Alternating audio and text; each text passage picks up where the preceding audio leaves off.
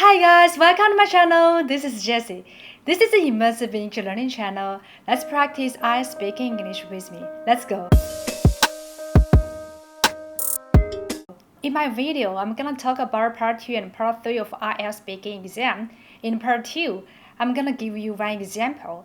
And you can also find the script of part 2, for your reference as well. While in part 3 always determines whether you can get a higher score or not.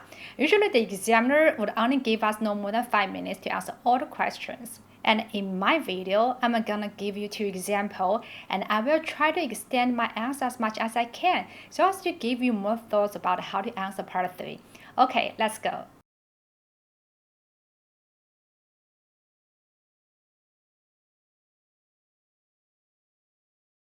While in my life, I met people from all walks of life, both youngster and elder. Today, I'd like to talk about a really interesting elder. His name is Joseph, our economics professor from the university of my master's degree. From my point of view, he's such a charming, activated, robust, spirited, lovely elder. And I heard through grapevine that he was like more than 70 years old, but he looked like no more than 60 years old. Well, I still vividly remember the first time I met him. It was like approximately 5 years ago in our university's orientation, where he delivered a speech as the representative professor. Well, he said that as a Nigerian, he find it hard, adapt to life in the United States, let alone the hustle and bustle of a city life in New York City. But during the 40 years working and living here, what he experienced was inclusive and opening atmosphere, what also lies in the foundation of our university. Well, as an Asian newcomer, I feel overwhelmed by everything. So for me, to some extent, I was inspired by his speech. I have made my mind to enroll in his course later, and gradually we become good friends. But he was quite keen on the Chinese cuisine and the Chinese culture, and it happened that some of my classmates and also my good friends were Chinese. So we often invited him to have dinner with us, and in return, he also treated us to authentic Nigerian food as well. Well, he told us about his various life experiences and adventures. Well, he always joked that he survived through 2 events in New York City, the 9/11 terrorist attack and the financial crisis back in 2008. He explained that 20 years ago, he worked in a financial institution on Wall Street. One day morning, he headed for the office.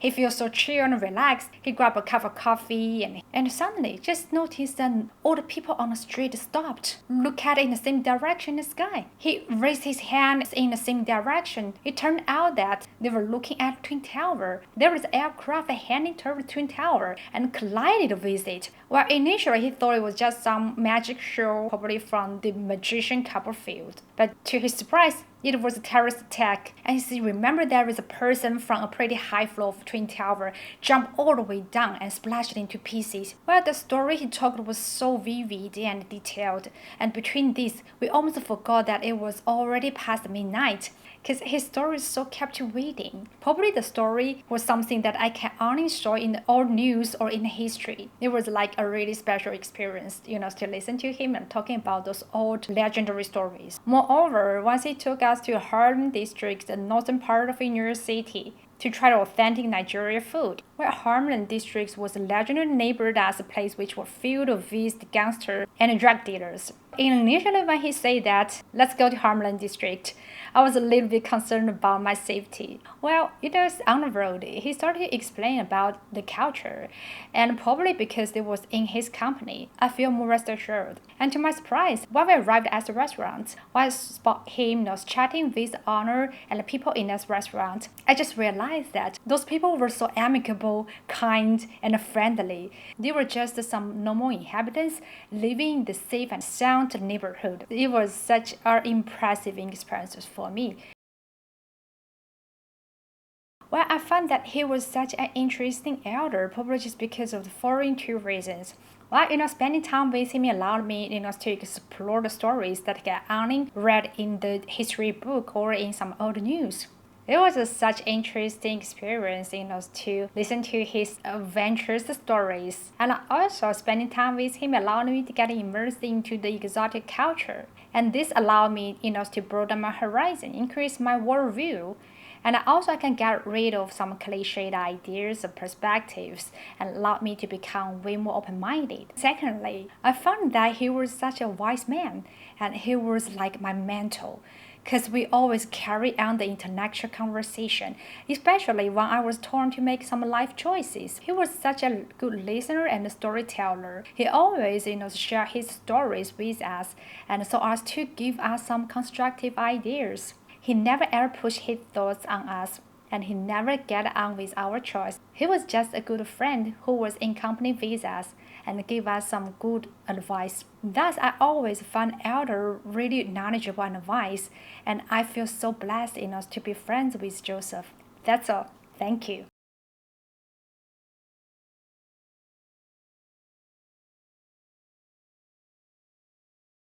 Generally speaking, it is really hard for elder and young people to share the common interest.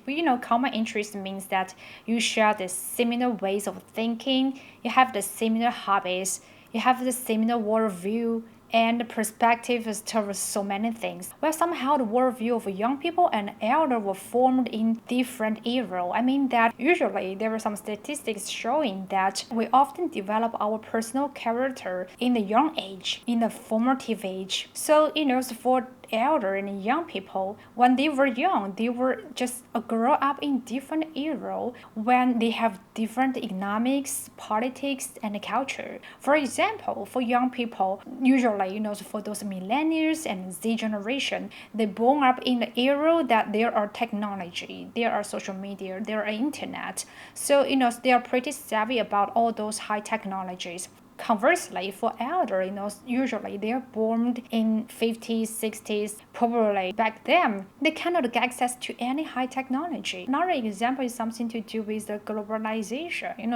Usually for the millennials and Z generation, they're born in an era that all the countries have intimate communication with each other. Thus, they're deeply influenced by the American culture, Japanese culture, because usually when they were young, they can get access to some American cartoon, Japanese cartoon, overseas programs. They start to learn English when they were like 6 or 7 years old. They had a chance, to traveling abroad to experience different culture. But for elder, back in 50 years ago, it was probably just after the World War II, and then they experienced the Cold War. There was no globalization. There was no communication between different countries. There were so many countries that were still torn in the war. So they live in a different political environment, which also, form their different worldview as well. Also for elder and young people, they are in a different phase of their life. For elder, they have way more life experience. They have experiences more life phases, such as they get married, they have kids, they have retired. But for young people, they are pretty young. Thus somehow, they tend to just choose different hobbies. So for young people, they want to pursue something that probably would not last long, and probably that was full of adventures. Conversely, for elder, they always value something that is safe, lasting long, good for health. It is less likely for them, to share some common hobbies. Where on the other hand, sometimes the elder and young people can also share the common interest. It is something case by case. Because right now, young people tend to be more matured, and for elder, probably just because influenced by the internet and social media, they tend to have a younger mindset and tend to be more open-minded. And there are some certain hobbies that they can share with. For example, start to have some really interesting hobbies together. The elderly and youngster, both of them are enjoying doing exercises and doing sports. So probably you can see the young people and elder, they can go jogging, go swimming, go hiking together. So somehow I found out that the young people and elder can also share some common interests as well. That's all. Thank you. On one hand, nowadays, people tend to be more selfish, probably just because of foreign reasons. Firstly, the whole world are promoting the materialism, the capitalism, the consumerism. The whole world are promoting the singular criteria of success, and that is to become rich, become more famous. Once you can gain both the fame and fortune, that means that you are successful. Our education, our social media always encourage people, to climb all the way up to the top of the pyramid. So somehow, somehow, if you want to be rich, you definitely have to become more selfish, self-centered. You should never ever consider about others, being considerable, being too kind to others. You have to make your way, to get whatever you want. And gradually, people tend to be more selfish. They don't care about others. They just only focus on their realization. Somehow, people tend to be more selfish. And secondly, population are increasing all the way up. So definitely, this society become way more like dog-eat-dog society. You want to bring home the bread and butter, you have to be more callous, ruthless, merciless. Otherwise, your job, your career, your fortune will be grumbled by others. And somehow, there are probably 100, 200, or even 1,000 people are scrambling for the same position. There are so many people targeting the same cake. If you care too much about others, it is hard for you to make a living. So people tend to be more selfish. Well, thirdly, it is something to do with the family structure. In certain countries, such as in China, there is 30 years as China implemented the one-child policy. So during the 30 years, so probably from the 1980s, to the 2010, all the family only have one kid. Usually, they don't have any siblings. They don't know how to share things with others. And right now, in the whole world, the whole society are transferred, from extended family to nuclear family. People are detached with their relatives, their family members. Somehow, they don't know how to cooperate with others. They don't know how to share things with others. They don't know how to cooperate and how to support each other. And gradually, they become more self-centered. On the other hand, I know that in the whole world, they have a lot of non-government, non-profit organizations, such as the United Nations, such as the World Health Organization, that they are trying to help those people in disadvantage. They encourage people, to be the volunteers, to just do a little bit contribution to the society, to give a little bit support, to those deprived people, to those people that are in poverty. And especially sometimes, when there are some severe natural disasters or some war, happening in certain countries, and even some pandemic outbursts in certain areas or countries, the whole world are trying to give a little bit of support. For example, back in 3 years ago, when Wuhan experienced the outburst of COVID-19, the whole world are trying to support them. There are a lot of voluntary doctors, nurses are handing for Wuhan, to trying to just support local patients. They are all very selfless people. They never care about their own safety and health. They are trying to help others. And there are so many countries, try to donate masks and medicines to Wuhan, to try to support each other. So those organizations, those institutions are trying to raise people's awareness,